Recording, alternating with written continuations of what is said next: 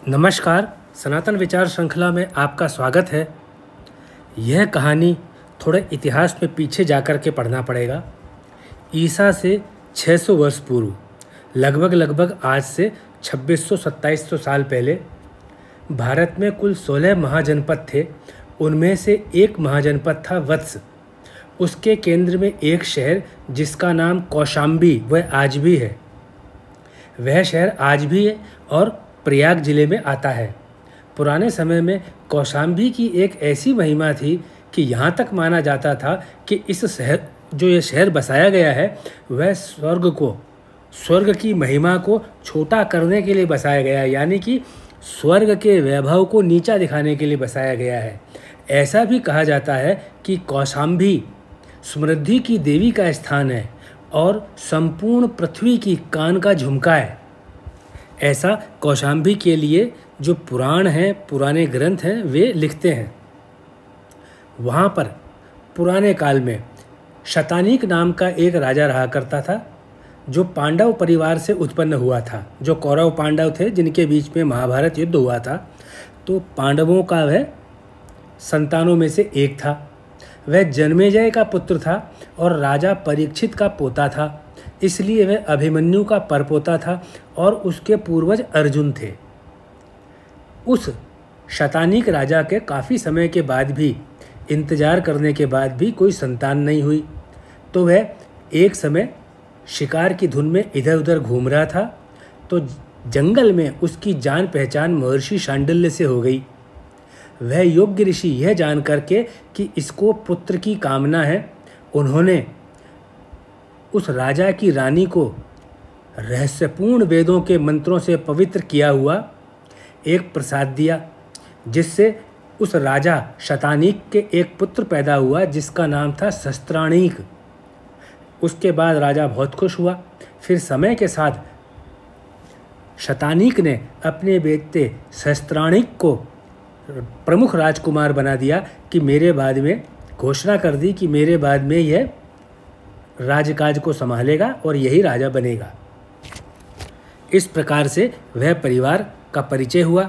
उन्हीं दिनों देवताओं और असुरों के बीच युद्ध छिड़ गया, तो इंद्र ने अपने दूत मातली को राजा शतानीक के पास में सहायता मांगने के लिए भेजा। जब इंद्र ने सहायता मांगी तो राजा ने अपने बेटे सहस्त्राणिक और अपने राज्य के जो प्रमुख मंत्री थे, सेनापति थे, उनको राज्य की देखभाल के लिए सौंप दिया और युद्ध में असुरों से युद्ध करने के लिए मातली के साथ इंद्र के पास चला गया। उस राजा ने इंद्र की आंखों के नीचे कई असुरों को मार डाला, लेकिन उसी युद्ध में राजा भी वीरगति को प्राप्त हुआ। अब राजा शतानीक की मृत्यु हो चुकी है। तब सहस्त्रानीक, जो कि राजा शतानीक का पुत्र था, वह अपने पिता के सिंहासन पर बैठा, तो उसके साम्राज्य के हर तरफ के राजाओं ने उसकी अधीनता स्वीकार कर ली। उसी समय एक बार फिर देवताओं और असुरों के बीच में युद्ध हुआ, जिसमें शस्त्रानीक ने अपने पिता की मृत्यु का बदला लिया और असुरों को बुरी तरह से परास्त कर दिया। तब इंद्र ने प्रसन्न होकर शस्त्रानीक को एक भोज के लिए बुलाया, यानी कि शस्त्रानीक के सम्मान में एक भोज का आयोजन किया। उस भोज के अंदर कई देवता लोग, कई ऋषि महर्षि भी उपस्थित थे और वहाँ पे कई दिव्य पुरुष भी, जो कि स्वर्ग में रहते थे, वे उपस्थित थे। उनके साथ में बहुत सुंदर सुंदर अप्सराएं थी, लेकिन शस्त्राणिक अकेले था। सबके साथ सुंदर सुंदर महिलाओं को देख कर के वह निराश हो गया और अपने लिए भी एक सुंदर पत्नी की कामना करने लगा। तब इंद्र ने उसकी इस इच्छा को जान करके उससे कहा, राजा शस्त्राणिक, निराशा को दूर करो, तुम्हारी यह इच्छा पूरी होगी, क्योंकि पृथ्वी पर एक बहुत ही सुंदर स्त्री पैदा हुई है, जो भाग्य से आपके लिए योग्य पत्नी मानी गई है।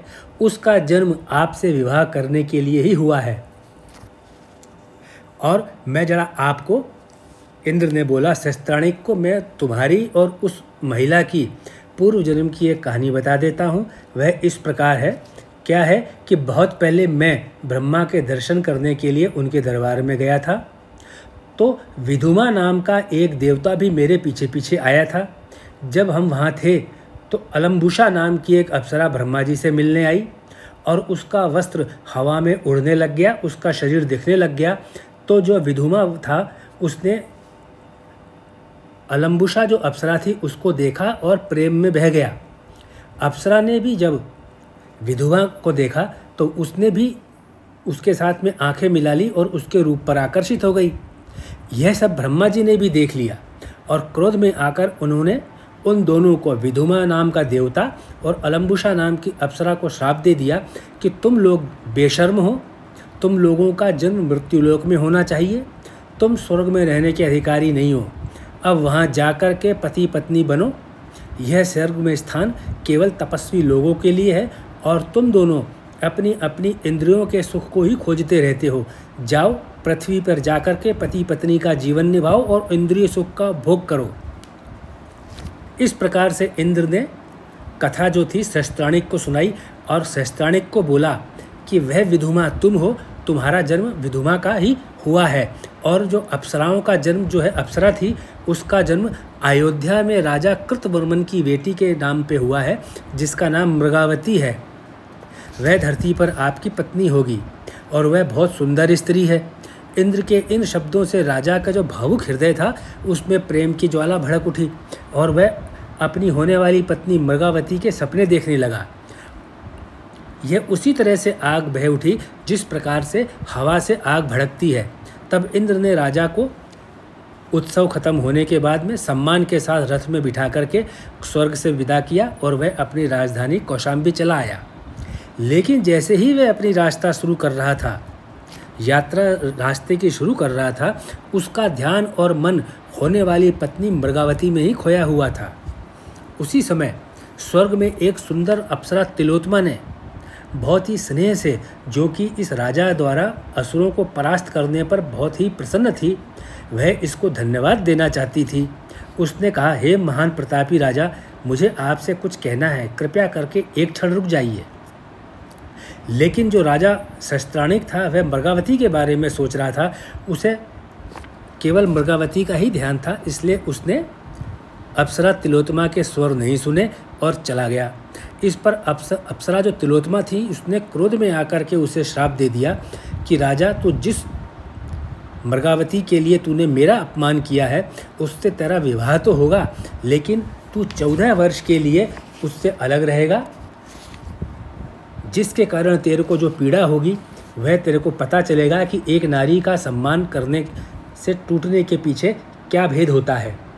लेकिन जो मातली था इंद्र का सेवक, उसने तो वह श्राप सुना, लेकिन राजा ने नहीं सुना। राजा कौशाम्बी आ गया, लेकिन आत्मा उसकी अयोध्या चली गई। वह मन में केवल अयोध्या में बैठी राजकुमारी मृगावती के बारे में ही सोचता रहता था। तब आकर के राजा ने अपने लालायित मन से जो भी कुछ इंद्र से मृगावती के सामने सुना था, इंद्र के द्वारा सुना था, उसने अपने मंत्रियों और अन्य लोगों को बताया और देरी को सहन करने में सक्षम नहीं होने के कारण उसने मृगावती के पिता कृतवर्मन से पूछने के लिए अयोध्या में एक राजदूत भेजा। भेजे हुए राजदूत ने मृगावती के पिता कृतवर्मन को अपने राजा का संदेश सुनाया तो कृतवर्मन ने खुशी से अपनी रानी कलावती को बताया कि कौशाम्बी के राजा सहस्त्राणिक का विवाह का प्रस्ताव अपनी बेटी के लिए आया है। और फिर कृतवर्मन ने एक संदेशा राजा सहस्त्राणिक को भिजवाया कि वह उनकी बेटी से अपने विवाह के लिए जो प्रस्ताव भेजा है वह हमें स्वीकार है। तब प्रसन्न होकर राजा कृतवर्मन ने अपनी पुत्री का विवाह सहस्त्राणिक के साथ कर दिया और सहस्त्राणिक और मृगावती का विवाह संपन्न हो गया। इस विवाह की तुलना विद्या और बुद्धि के मिलन से की जाती है। विवाह के कुछ माह के पश्चात रानी मृगावती गर्भवती हो गई और फिर राजा ने रानी के ध्यान रखने के लिए बहुत से सेवक सेविकाएं लगा दी, लेकिन देखा कि रानी उदास रहती है। तो राजा ने रानी मृगावती से पूछा तो रानी ने कहा कि उसको एक रक्त से भरे तालाब में स्नान करने की इच्छा है। इच्छा के अनुसार जो राजा एक धर्मी व्यक्ति था, उसने उसकी इच्छा को संतुष्ट करने के लिए लाख के रस में भी लाल रंग मिलाकर के एक तालाब बनवाया, जिससे ऐसा लगता था कि वह खून से भरा हुआ है। रानी उसी तालाब में तैरने लगी। जब तैर रही थी तो उसका मन रोमांचित होने लगा। जब रानी उस तालाब में स्नान कर रही थी तो अचानक गरुड़ जाति का एक विशाल और शक्तिशाली पक्षी उस पर झपट्टा मारता है। वह समझता है कि ये कच्चा मांस है जो रक्त के अंदर तैर रहा है और उसे उठा ले जाता है। जैसे ही पक्षी उसे रानी को अज्ञात दिशा में ले जाता है तो राजा विचलित हो जाता है, बहुत दुखी हो जाता है। उसका हृदय अपनी प्रेमिका रानी मृगावती से इस प्रकार जुड़ गया था कि वह सोच करके डर गया कि गरुड़ जाति का पक्षी उसकी पत्नी को उठा ले गया है, जो कि बड़ी मात्रा में मांस खाता है। अब मेरी पत्नी का क्या होगा? इस प्रकार सोचते हुए राजा बेहोश होकर पृथ्वी पर गिर जाता है। जैसे ही उसे होश आता है तो राजा के सामने वह इंद्र के दूत मातली को देखता है।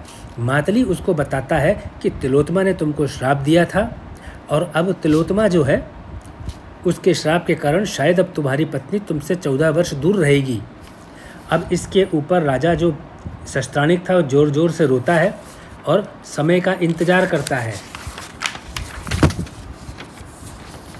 लेकिन जब पक्षी जो मृगावती को ले गया था, जैसे ही उसे पता चलता है कि यह तो कोई जीवित महिला है, वह उसे तुरंत छोड़ देता है और भाग्य के अनुसार मृगावती को एक ऐसे पहाड़ पर छोड़ता है जो कौशाम्बी से योजनों दूर था। और जब पक्षी ने उसे छोड़ दिया और चला गया तो दुख और भय से विचलित होकर रानी ने देखा कि उसे एक फिसलन वाले पहाड़ की ढलान पर असुरक्षित छोड़ दिया गया। अब वह जंगल में बैठ करके अकेली रो रही थी।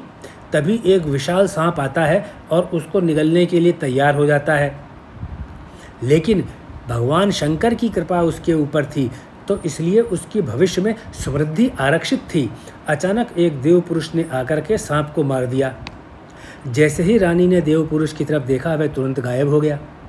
इसके बाद वह मरने की लालसा करने लगी कि अब मैं अपना जीवन कैसे जीऊँगी। तो वह एक जंगली हाथी के सामने आके गिर पड़ी। लेकिन हाथी ने भी अपना विचार बदल दिया और रास्ता बदल करके चला गया। आश्चर्य की बात है कि जब भी उसके रास्ते में कोई जंगली जानवर आता तो वह रास्ता बदल देता। या ऐसा भी कहते हैं कि इसमें आश्चर्य नहीं होना चाहिए, क्योंकि शिव की इच्छा, भगवान शिव की इच्छा के ऊपर कोई दूसरे का क्या प्रभाव हो सकता है। तब वह रानी अपने गर्भ के भार से शिथिल हो गई और अपने आप को खाई में गिरा देना चाहती थी और अपने स्वामी का, अपने पति शस्त्राणिक का स्मरण करके ज़ोर ज़ोर से रोने लगी। तभी वहाँ पर एक सन्यासी का बेटा आया जो वहाँ कंदमूल और फलों की खोज कर रहा था। वह उसका रोना सुन करके सामने आया और उस रानी को सांत्वना दे करके एक आश्रम में ले गया जो कि महर्षि जमदग्नि का आश्रम था। वहाँ रानी ने अवतार की तरह दिखने वाले जो ऋषि जमदग्नि थे उनको देखा, जिनकी चमक से इतनी थी उनके चेहरे पे चमक कि कई सूर्य फीके पड़ जाते हैं। रानी उनके चरणों पर गिर पड़ी तो महर्षि जमदग्नि ने जो सहायता के लिए उनके पास में कोई भी आता था तो बहुत दया से उनके साथ में मिलते थे। उन्होंने बोला, हे मेरी बेटी, तेरे यहाँ एक पुत्र उत्पन्न होगा जो अपने पिता के कुल का नाम रोशन करेगा और तू अपने पति से फिर मिल पाएगी। इसलिए मत रो, समय की प्रतीक्षा कर, हरि की प्रार्थना कर। उसी समय धर्मपरायण जो रानी थी उसने महर्षि जमदग्नि की बात को सुना और उनकी आज्ञा से आश्रम में रहने लगी और अपने पति के पुनर्मिलन की आशा करने लगी। कुछ दिनों बाद उस रानी को एक मनमोहक पुत्र उत्पन्न हुआ। उस पुत्र का नाम रखा गया उदयन। उदयन को देख करके रानी अपने पति को से जो बिछोड़ हुआ था उसको एकदम से भूल गई और अपने पुत्र को बड़ा करने में धीरे धीरे तपस्या करने लगी, जैसे माँ हर अपने बालक को बड़ा करने में तपस्या करती है। धीरे धीरे वह लड़का तपस्या के उस उपवन में आकार और शक्ति में बड़ा हो गया। साथ ही उसके साथ के जो खेलने वाले थे वे भी सब साधु संतों के बच्चे थे, तो उनके जो उत्कृष्ट गुण थे वह भी उदयन के अंदर विकसित हो गए। वह एक वीर बालक बना और अपनी माता की तरह वह भी करुणामयी था। तो मृगावती के कलाई के अंदर एक कंगन था जिसके ऊपर राजा शस्त्राणिक लिखा हुआ था, जो राजा ने अपनी पत्नी को भेंट किया था। उसने वह कंगन निकाला और अपने बेटे की कलाई पर चढ़ा दिया। इस तरह बालक उदयन बड़ा होता गया, उसका समय बीतता गया। वह जंगल में टहल रहा था तो उसने जंगल में एक सांप को देखा जिसे एक श्रावरा ने श्रावरा मतलब स्नेक चार्मर, जो सांप को खेल दिखाने का काम करते हैं, उसने पकड़ लिया था। तो उदयन को सांप पर दया आई। उसने श्रावरा से कहा कि इस सांप को जाने दो, इसको भी जीवित रहने का अधिकार है। तब उस श्रावरा ने कहा, हे प्रभु, यही मेरी आजीविका है, क्योंकि मैं एक गरीब आदमी हूँ। हम हमेशा नाचते हुए सांपों का प्रदर्शन करते हैं और अपना पेट भरते हैं। जो सांप मेरे पास पहले था वह मर गया है, इसलिए मैंने बहुत कष्ट से इतने बड़े जंगल में इसको ढूंढा है। अगर मैं इसे छोड़ दूंगा तो मेरे बाल बच्चे भूखे मर जाएंगे। जब उदयन ने यह सुना तो उदारता की मूर्ति उदयन ने अपना कंगन, जो उसको उसकी माता रानी मृगावती ने दिया था, जिसके ऊपर राजा सस्तानिक लिखा हुआ था, वह दे दिया और कहा कि ये बहुत कीमती है, इसको ले जाओ, इसको बेच करके कोई धंधा व्यापार शुरू करो और अपने परिवार का पेट पालो और सांप को आज़ाद कर दो। श्रावरा ने बोला कि सांप से तो मेरी मजदूरी कितनी ही बनती है, तो सोने का बड़ा कंगन है, इससे तो बहुत अच्छा काम हो जाएगा। उसने कंगन लिया और सांप को छोड़ दिया। फिर सांप को जब छोड़ दिया तो सांप ने उदयन से कहा कि मैं वासुकी का सबसे बड़ा भाई हूँ, जिसे वासुनेमी कहा जाता है। तुमने मेरे ऊपर इतनी कृपा की है, कभी तुम राजा बनोगे तब मैं तुम्हारा ये एहसान चुकाने आऊँगा, जो कि कथा का बहुत आगे का हिस्सा है। सांप के जाने के बाद बालक उदयन वापस से जो महर्षि जमदग्नि थे उनके आश्रम में लौट आया। अब क्या होता है कि श्रावक अपने घर में पहुंचता है, क्योंकि उसने जो बालक था उदयन उससे कंगन लिया था, उस कंगन के ऊपर राजा सस्तानिक का नाम लिखा था, तो वह उस कंगन को बाज़ार में बेचने जाता है। जब बाज़ार में बेचने जाता है तो जो व्यापारी था वह उस कंगन को देख करके बोलता है कि ये तो राजा सस्तानिक का कंगन है, तू चोरी करके लाया है क्या? तो उसको गिरफ्तार कर देता है। जब वो गिरफ्तार करवा लेता है तो सैनिक उसको पकड़ के राजा के सामने लेकर के जाते हैं। तब राजा सस्तानिक ने उस कंगन को देख करके वह दुखी हो जाता है और सोचता है कि इसने जो है ये मैंने अपनी रानी को भेंट में दिया था, इसने प्राप्त किया है, तो ज़रूर इसने मेरी रानी की हत्या की है। तब वह श्रावरा से, जो कि सांप पकड़ने वाला आदमी था, उससे पूछता है, सही सही बता दो कि कंगन तुम्हें कहाँ से प्राप्त हुआ है। तब उस श्रावरा ने उस कंगन को प्राप्त करने की पूरी कहानी बताई। उसने यह भी बताया कि मैंने सांप को पकड़ा था, एक बालक जो कि बड़ा ही खूबसूरत था, उसने ये कंगन मेरे को दिया। श्रावक की यह बात सुनकर राजा सस्तानिक को याद आ जाता है कि इसका मतलब कि अब 14 वर्ष पूरे होने वाले हैं, कुछ माह ही इसमें शेष हैं, इसलिए विधान की रचना के हिसाब से मेरी रानी की सूचना मुझे मिल गई है। अब मुझे जाना चाहिए उस दिशा में, इस श्रावरा को लेकर के और अपनी रानी को वापस से ले जाना चाहिए। तब वो राजा उसी श्रावरा को सम्मान के साथ लेकर के उस आश्रम में जाता है, जिस आश्रम के अंदर उसकी रानी मृगावती अपने बेटे उदयन के साथ रह रही थी, और जाकर के महर्षि जो जमदग्नि थे उनको प्रणाम करता है और धन्यवाद देता है कि आपने मेरी पत्नी का और मेरे पुत्र का ध्यान रखा।